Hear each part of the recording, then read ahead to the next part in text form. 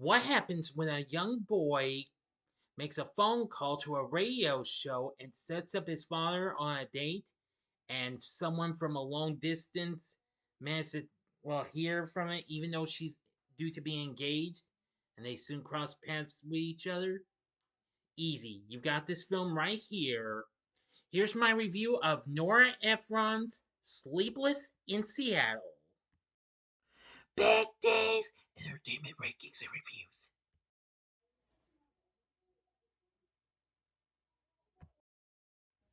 So, greetings, my fellow YouTubers, and welcome to Big D's Entertainment Rankings and Reviews. I'm the Big D, and this time around, I bring to you a review of the 1993 rom-com Sleepless in Seattle, released by TriStar, directed by Nora Ephron, from a screenplay she co-wrote with Jeff Arch, who also wrote the story to this, and David S. Ward. The film stars Tom Hanks and Meg Ryan in their second film together after Joe versus the Volcano. If I'm not mistaken, I'm pretty sure that's what came out. Yes, which came out 3 years prior. Anyway, it follows a journalist who becomes enamored with a widowed architect after his young son calls into a talk radio program requesting a new wife for his grieving father. The film does provide a pretty good cast of others, including Bill Pullman, Ross Malinger, and the late great Rob Reiner, plus Rosie O'Donnell, Gabby Hoffman, Victor Garber, Rhea Wilson, Barbara Garrick, and Carrie Lowell. The film was released on June 25th, 1993, and eventually, despite it faced steep competition during the summer, it still became a big success, becoming one of the highest grossing films of 1993.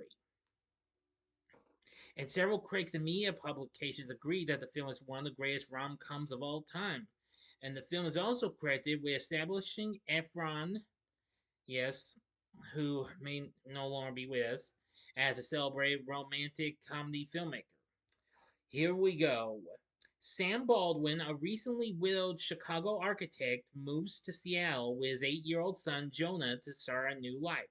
A year later, on Christmas Eve, Jonah calls into a nationally syndicated radio talk show and persuades a reluctant Sam to go on the air to talk about how much he misses his wife, Maggie, and how he knew she was the one for him when he first took her hand.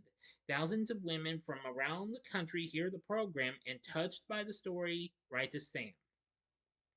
One listener is Annie Reed, a Baltimore Sun reporter. She is engaged to Walter but feels something is missing from their relationship. After watching An Affair to Remember, Annie writes Sam a letter suggesting they meet atop the Empire State Building on Valentine's Day. She decides against mailing it, but her friend and editor Becky mails it for her, and later agrees to send Annie, to Seattle on a related story assignment after she has done some research on Sam via a detective agency. She also coins the word or term with widowed in a conversation with coworkers. Sam begins dating a coworker, Victoria, whom Jonah vehemently dislikes. When Jonah reads Annie's letter, he instinctively feels that she could be the one, but is unable to convince Sam to meet her in New York on Valentine's. Jonah's friend Jessica, whose mother is a travel agent, urges him to reply to Annie, agreeing to the meeting. While dropping Victoria off at the airport, Sam glimpses Annie exiting her plane and is mesmerized by her, though unaware of who she is. Later, Annie secretly watches Sam and Jonah playing on the beach together. The next day, she goes to Sam's houseboat. From across the street, she sees his sister Susie and assumes she is his girlfriend. A passing vehicle nearly hits Annie and honks at her. Sam recognizes her from the airport and says hello. Annie also says hello before quickly leaving. After returning to Baltimore, Annie goes to New York to meet Walter for Valentine's Day, trying to convince herself the trip was a mistake. Now for the final act and the ending. As always, you know the procedure. You've got 5 seconds to stop this video at once. Go to the description box below and fast forward to the time below. As I count down now, if you've seen this movie already, please continue. Okay, you've been warned. With Jessica's help, Jonah books a flight to New York and goes to the Empire State Building to find Annie. When Sam discovers him missing, he cancels his date, then gets Jessica to tell him where he is. He follows him to New York and finds him on the observation deck. Meanwhile, Annie sees the skyscraper from where she and Walter are dining. She confesses her doubts to him, tells him the story of all that has happened since hearing the Christmas broadcast, and they amicably end their engagement. Annie rushes to the Empire State Building and arrives on the observation deck just moments after Sam and Jonah have gone down in the elevator. Annie discovers Jonah's backpack. When Sam and Jonah return to retrieve it, Sam recognizes Annie again. After everyone introduces themselves, Annie takes Sam's hand and the three leave together as Jonah smiles when the elevator doors close. End of story.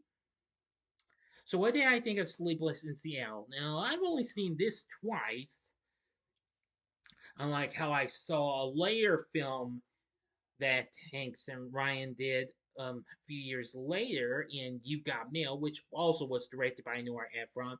I must say, I feel bad that I never did take the time to watch this. I wasn't really quite big on rom coms completely.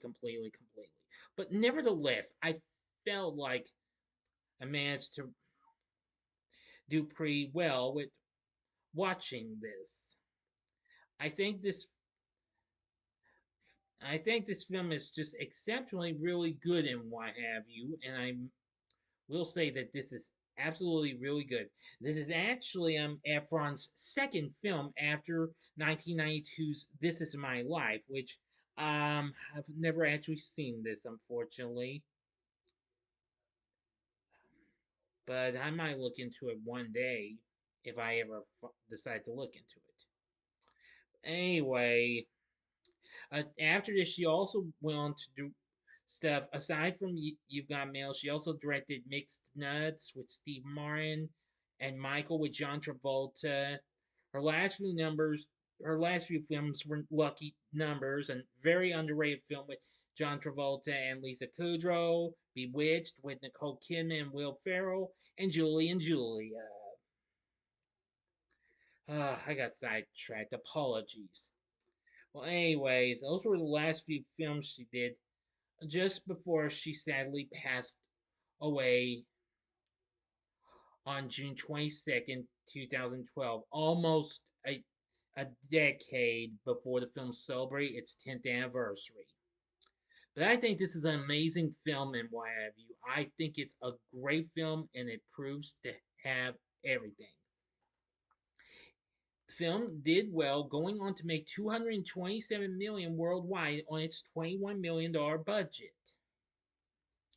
Anyway, in contemporary reviews, it received positive reviews. Critics praised Hanks and Ryan's performances and chemistry in the lead roles. Yes, I agree, they did an absolutely good job. CinemaScore gave it an A score. In retrospective reviews, Rotten Tomatoes has a score of 75, and Metacritic has a score of 72. According to Rotten Tomatoes, they say Sleepless in Seattle is a cute classic with a very light touch and real chemistry between the two leads, even when spending an entire movie apart. I do agree, but nevertheless, I found it to be pretty good. Caroline Side of the AV Club praised both the lead and supporting cast performances. The father son dynamic between Hanks and Malinger's characters during both comedic and heartfelt moments. The Guardian's Pierre Bradshaw praised the performances of Hanks, Ryan O'Donnell, and Reiner, as well as the film's humor. And he said of Miss Saffron, she brought her terrific flair, wit, and nous, although she propagates the terrifying fallacy that a widower makes a wonderful romantic catch. I couldn't agree more. Common Sense Media wrote that the film is successful in Efron's hands despite its frustrating structure at times. Oh well, that's understanding, what have you. Anyway, after this, the film got nominated for a couple of Academy Awards. One for Best Screenplay, which unfortunately lost to The Piano. and also for best original song for the song A Wink and a Smile, performed by Harry Connick Jr., but unfortunately lost the Streets of Philadelphia by Bruce Springsteen, which was from another Tom Hanks film, which was released later that same year by the same studio, and of course, that was Philadelphia.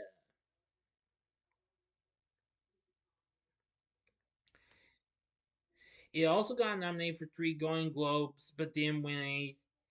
Even got nominated for 4 MTV Movie Awards, didn't win any, unfortunately. Meg Ryan did win at the American Comedy Awards for Funniest Actress in a Motion Picture Leading Role. And to my surprise, it won 2 Young Artist Awards, both of them. For Ross Malinger for Best Actor Under 10 in a Motion Picture, and also Outstanding Family Motion Picture Comedy. I must admit, this film is absolutely incredible. I like the story, its characters, and cast, and what have you. I think now, even though I did see their first film together, Joe versus the Volcano, one time, but this is nowhere as good as Sleepless in Seattle. Mm-mm. And even though I do like You've Got Mail a whole lot, since I've watched that much more than this, or even the latter, but nevertheless, I feel like this film proved to be a good one. The film's score was composed by Mark Scheinman, who did an exceptionally good job. The film later, the film's soundtrack got released just a week and a half prior to the film's release through Epic Records, where it featured A Wink and a Smile as well as other songs. Now, originally they wanted John Barry to do the score, but when given a list of 20 songs he had put in the film, he quit. But anyway, Peter Guber, head of Sony, TriStar's parent company, wanted to use the duet When I Fall in Love, performed by Celine Dion, who I think this was right about close to the time she actually made it to get her first big chart topper later on with The Power of Love. Well, which of course her duet partner was Clive Griffin. And I gotta say that was pretty good. It was to be in the final scene, but well they sent it to the closing credits, and Efron insisted on using Jimmy Durante's "Make Someone Happy," which was one of 2 songs featured by him in the film. The other was "As Time Goes By," which of course I believe that was used at the intro. But anyway, the soundtrack also included Nat King Cole, Carly Simon, and a host of others. And the soundtrack even topped the Billboard 200 and went on to sell 4 million copies in the US alone. So the music's absolutely really good. For the cast, we have Tom Hanks as Sam Baldwin. Very good performance. Meg Ryan played Annie Reed. I gotta give her credit. Bill Pullman played Walter Jackson. I gotta say, he's pretty funny, especially when he says he's allergic to several things early on in the film. And I do like young Ross Malinger as Jonah Baldwin. Does exceptionally really good. We have the late great Rob Reiner as Jay Matthews, good character. Rosie O'Donnell as Becky, good. Young Gabby Hoffman as Jessica. Victor Garber as Greg. Um, we got Rhea Wilson as Susie Baldwin, Barbara Garrick as Victoria. We have lots of others: Carrie Lowell, David Hyde Pierce, Dana Ivey, Francis Conroy. Oh, the list goes on. So, with everything said, I think there's nothing wrong with Sleepless in Seattle. It's a pretty good film. Like I said, it's got a great story and great characters, a great score and soundtrack with good songs and great atmosphere, etc., etc., etc. Enough said about this film. Would I recommend Sleepless in Seattle? I would say yes, go for it. It's a great film, and you won't be disappointed with it. Mm-mm. Trust me. So, what did you think of Sleepless in Seattle? Let me know in the comments section below. If you like this video, click the like button, subscribe, click the bell for notifications, and be a part of the Big D Nation, and you know the rest. Join me next time when I bring to you a re-review of You've Got Mail. Hanks and Ryan's next collab together. Please stand by. So if you like this, check out my reviews for some of these other rom-coms. You can go to the upper left-hand corner and check out my review of Rob Reiner's second film, The Sure Thing from 1985, or go to the upper right-hand corner and see my film of another Rob Reiner flick, which Nora Ephron took part of and Meg Ryan starred in with Billy Crystal, When Harry Met Sally. Or if you would like something else, you can check out my review of a rom-com that Bill Pullman did a couple years later with Sandra Bullock in While You Were Sleeping from 1995. And the bottom right-hand corner is the button you can click to subscribe. If you like rankings and reviews on movies, TV, music, video games, etc., then I'm your guy. Thanks for watching. Until next time, I'm the Big D saying, see ya.